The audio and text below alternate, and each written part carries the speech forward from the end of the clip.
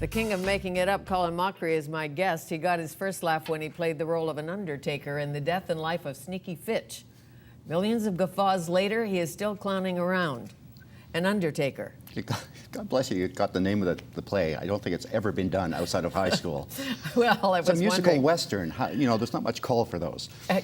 Is this Killarney High? It's Killarney, yeah. So you were in theater in Killarney High. Mm-hmm. Drama teacher inspire you? Yes, I mean, I was studying to be a marine biologist, and a friend, because I was shy, dared me to try out for the school play, and so I did, and I got the part. And then when I got my first laugh, it was what I imagined what a first hit of heroin was. It was just, I thought, oh, I want this all the time. And John Monsell was our teacher. His wife, Mickey Monsell, was a major actress in Vancouver theaters, and sort of fed my love for theater from that. So you gave up studying A great job in crustaceans marine biology. and killer whales and all of that I think it worked out to best kill us with laughter. for everyone, yes. Best, but you were hooked like that.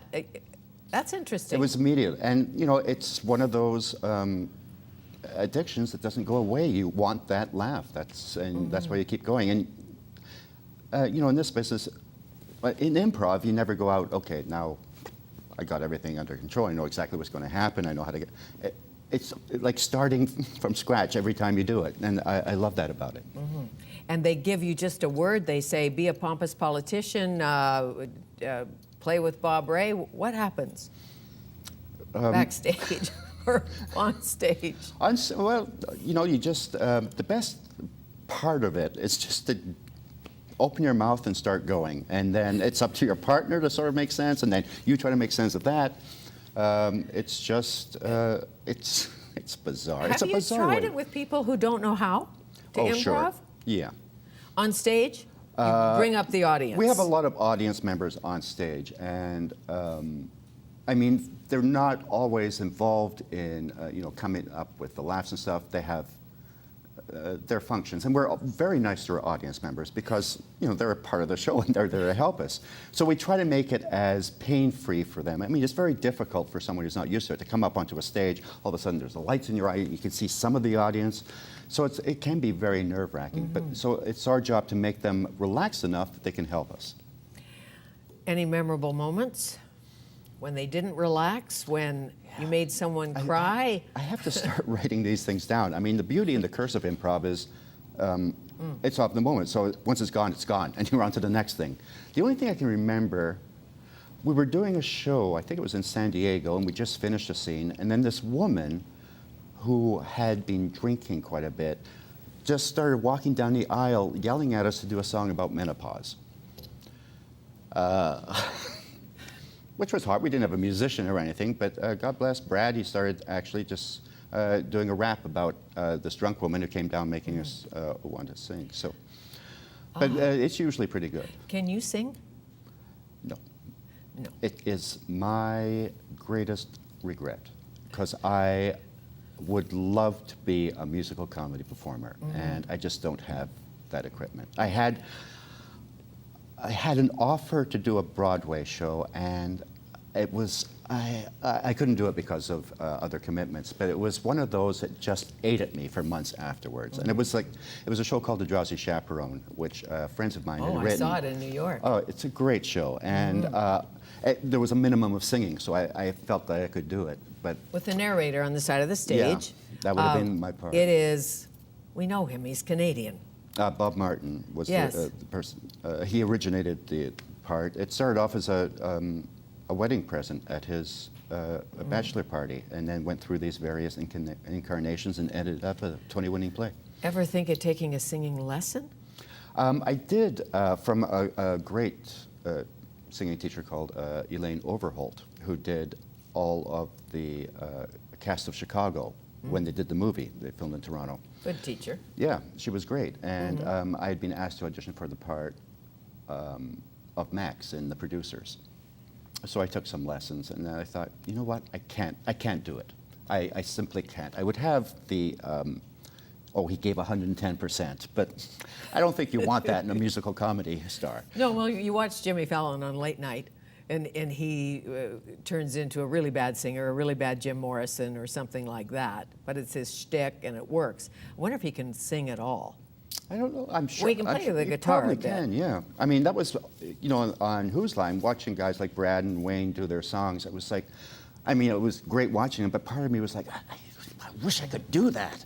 How do you do that? It was very frustrating. I did a telethon once with Lloyd Robertson, Variety Great Club, a great singer. He and I were the news people. I was doing news, he was doing news. Now we're in the Variety Club telethon, and everyone, Michael Bublé, they're singing, they're dancing, and we're there like fire hydrants, pretty much. Wow. We're saying like, well, ring those phones. Right, Lloyd? Still a very important part.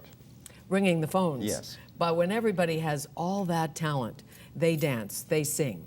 It's frustrating. It's frustrating. It's enough to make a grown girl cry. No, you got stuff going on. I think you're okay. I've got a low voice. That's it. That's it. When you were a little one watching television, who did you watch? Who inspired you? Oh, Fawlty Towers. yeah. I mean, how no, old are- absolutely. But Really? I go back a little farther than that. I'm trying to think. Well, Dick Van Dyke was a major influence, and a lot of second bananas, like Don Knotts on the Andrew Griffith Show, Ted Knight on Mary Tyler Moore, and of course, Fawlty Towers. I watched a lot of television when I was a kid, and a lot of movies. I got a love of movies from my mother. We would watch old movies in the afternoon movie, and I loved Charlie Chaplin and Buster Keaton, the Marx Brothers, Laurel and Hardy. Bob Hope was a big influence on me, I think. Mm-hmm. So yeah, anyone who made me laugh, I would sort of watch them and try to figure out how they were doing it. And Bob Hope was a man of many lines. What I loved about him was he did everything. He started in vaudeville, he did movies, he did radio, he did television. A good singer and dancer. A couple of his songs were like Oscar nominated, and played, was like totally relaxed in front of the camera, and didn't play different characters per se, but there was something about him that you And he just was a thought, professional man. I met him. He was on one of my first radio shows. And apparently my nose is exactly like Bob Hope's nose. We've got the flat end. So now I've got the picture on the refrigerator, Bob Hope and me. That's pretty cool. And somebody comes in and says, "That your dad?" I said, "Why?" "The nose." So who knew? I would not.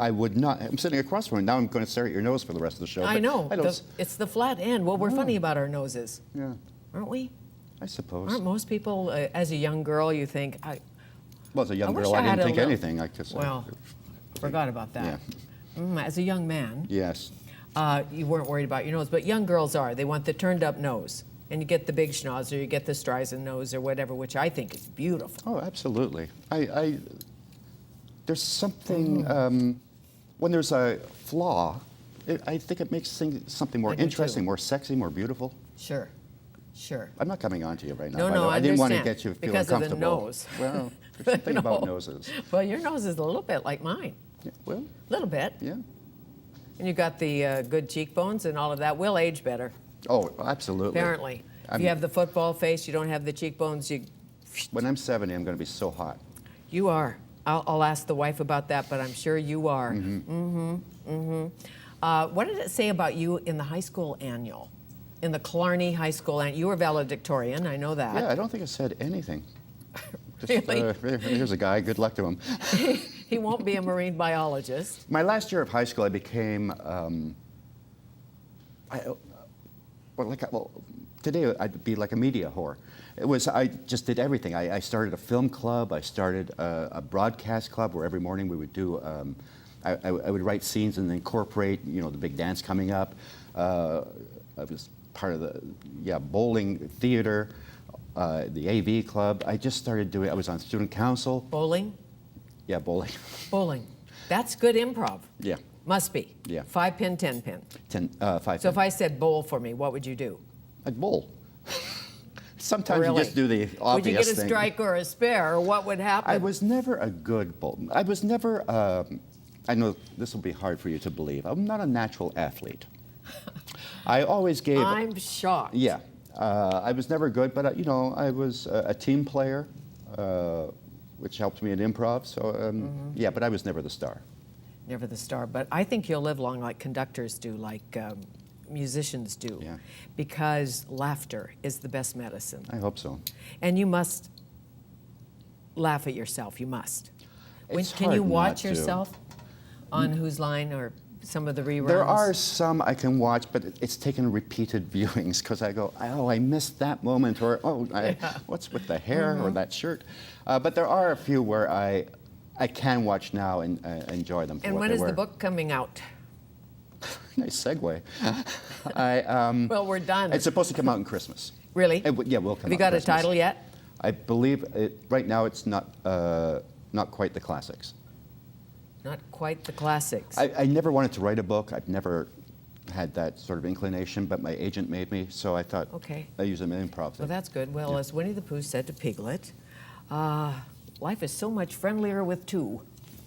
Thank you. It was a pleasure, and good luck on the first show. Yeah, Congratulations. first show, and you're our first guest. This So- will go down in history. Two men, no script. Tonight, I'll see you. All right, I'll be Kay there. Meek. Okay. And thanks for being with us today. And next week on the show, Kat Von D, Hollywood's high-voltage tattoo artist of LA Ink fame. Later in the month, we meet the man with the Midas touch. He's a venture capitalist, leadership expert. Stanford professor Mark Thompson sold a company for $100 million, his last one. He says it's dangerous to do work you don't love. Till next time, go with the flow, or is it flow with the go? We'll see you soon.